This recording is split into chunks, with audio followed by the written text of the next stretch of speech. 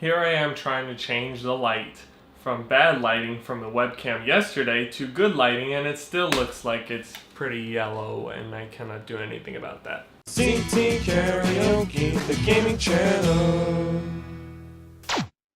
Hi guys, it is Wednesday. It's not Monday vlogging day, but it actually is a vlogging day because I'm going to be covering all of E3, and I'm currently waiting for the Wii U to update and download all the demos. I want to try it out. So yesterday was Nintendo and Square Enix conference and the PC gaming show, which I did not get to see all of it, unfortunately. I got a little bit of notes from that, but I tried to get as much as I could.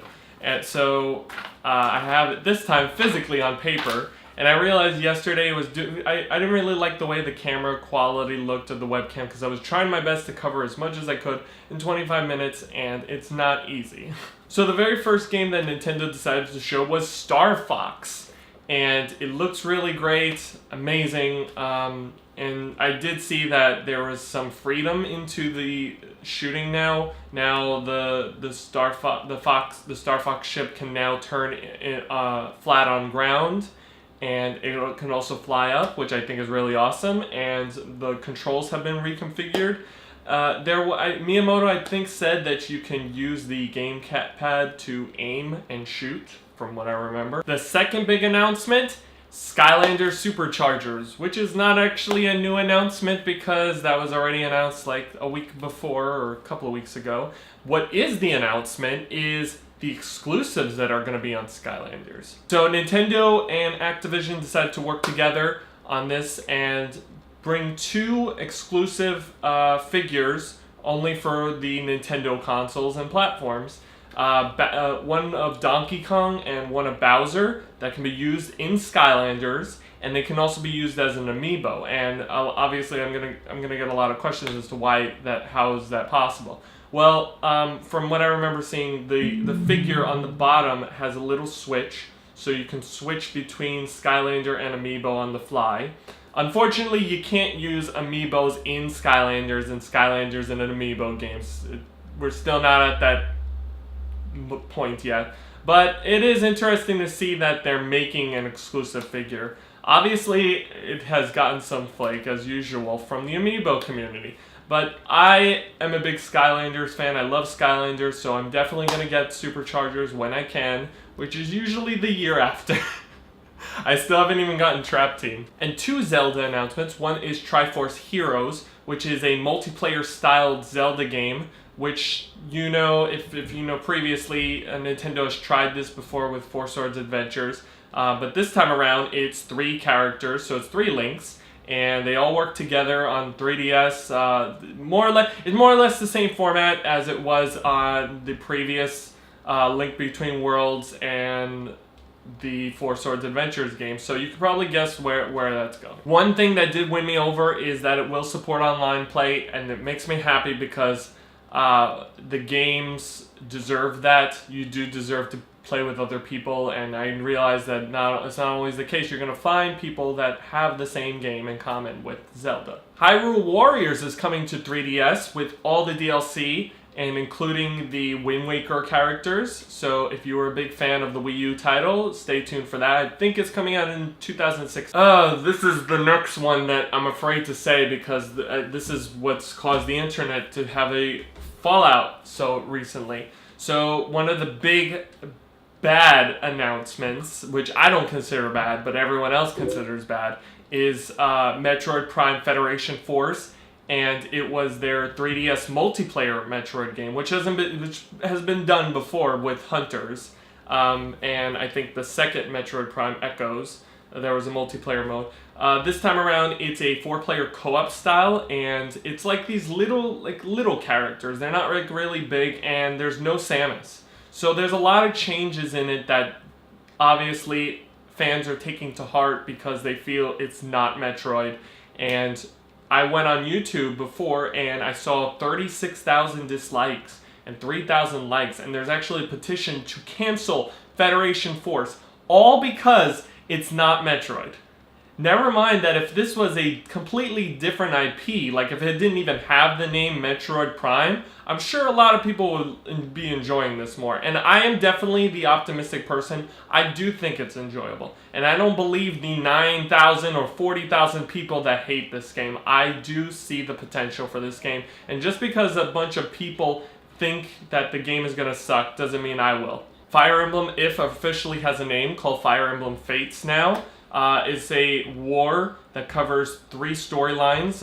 You're focusing on each army, so you can either buy one game or buy the other. It's like Pokemon. You can buy one or buy the other, and it covers different storylines, and the rest will be DLC if you don't want to buy the other game. It comes out 2016. So definitely excited for that. Shin Megami Tensei 4 Cross Fire Emblem. I was really wanted to be excited for this, and the problem is I wasn't as excited as I should be, mainly because there was no translation. First of all, they literally just had a trailer in Japanese with no subtitles and no English dub or anything to show what we're looking at, which I thought was a little bit lazy on Nintendo's side. Xenoblade Chronicles X.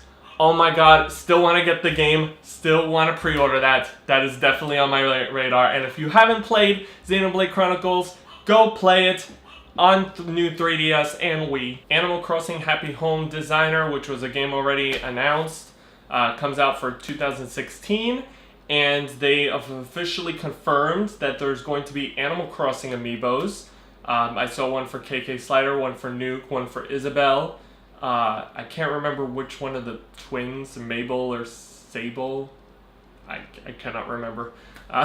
It's going to come out for another game that's going to be exclusive for amiibos called Animal Crossing Amiibo Festival. It looks like Animal Crossing Mario Party, like if you took out the mini games and you just had posts about getting coins and picking up fish and fossils and stuff, and that you could pretty much guess how this game is going to be. Yoshi's Woolly World was already has enough coverage. I don't need to go into that, but obviously it's coming out soon this fall and will support other amiibos as well. There was one new game on Nintendo's conference called Yokai Watch, which looked really interesting. It's being developed by Level 5.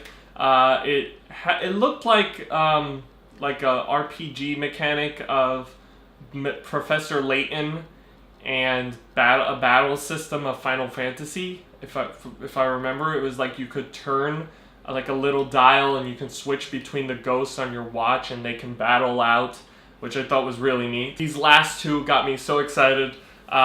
One is for Mario Luigi Paper Jam. They're crossing over the Paper Mario series and the Mario Luigi series, which are both RPGs. They're mixing them together, so they're going to bring in that element of paper, which I think is really neat. I'm surprised it took so long for them to do this. It's even more funny that they did a Papercraft Mario, so you could transform into that, which I love Papercraft, so that's probably why it got meant so much to me. And the last announcement for Nintendo, Mario Tennis Ultra Smash. Andrew, we don't even need to say it. You know we're gonna pre-order this game. You know we're gonna pre-order this game and we're gonna battle each other. And as far as this Nintendo one, I was a little bit disappointed because there weren't enough new IP. This is what I felt like the problem with E3 is sometimes. With Microsoft and Sony, there aren't enough new IPs, there aren't enough new franchises, which is what I want to see. I don't mind sequels sometimes, but I just feel like there shouldn't always be the spotlight on, okay, we've seen this and this and this and this before. Let's try to branch out to some new products, which is why I think the indie games are doing a pretty good job.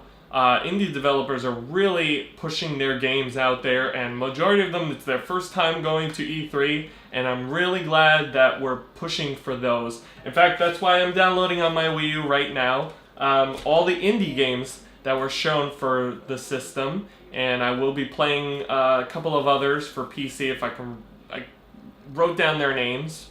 As for Square Enix's conference, there's a release date, December 1st, 2015, and it's what you would expect from Just Cause. It's like a lot of action, a lot of open world, just that freedom to go anywhere and fly and shoot.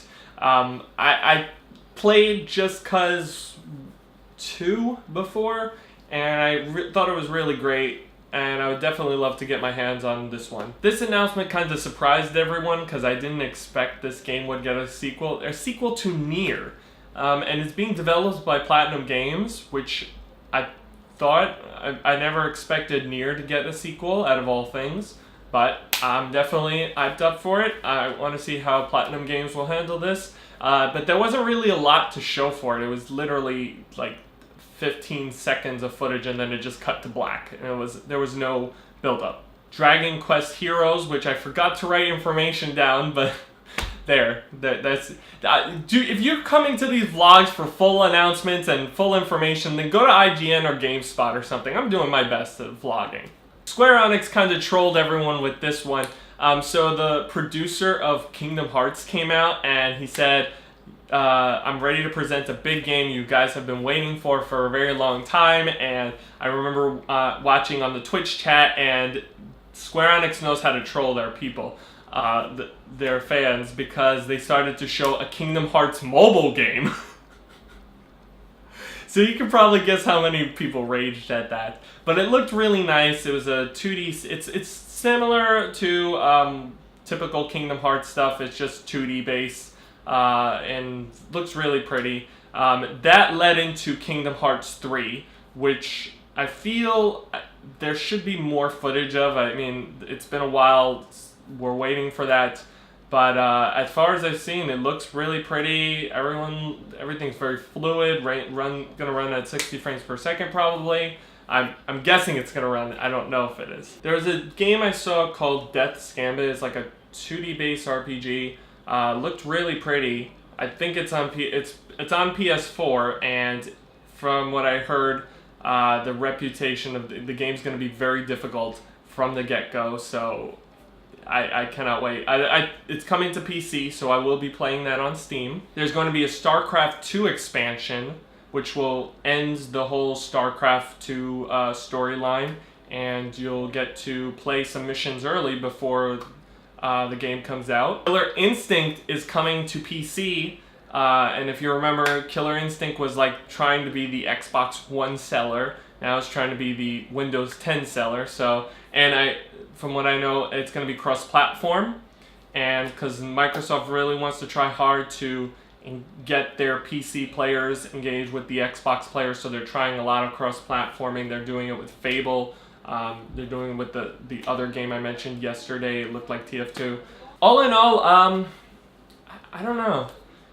I feel like there's a lot of games I'm really hyped up for that it would take too long to mention in this vlog. But I enjoy the E3 so far. Definitely feels different because it seems like everyone's bashing all the new games that are coming out. But I am keeping an optimistic view, like I always do, because I believe in gaming.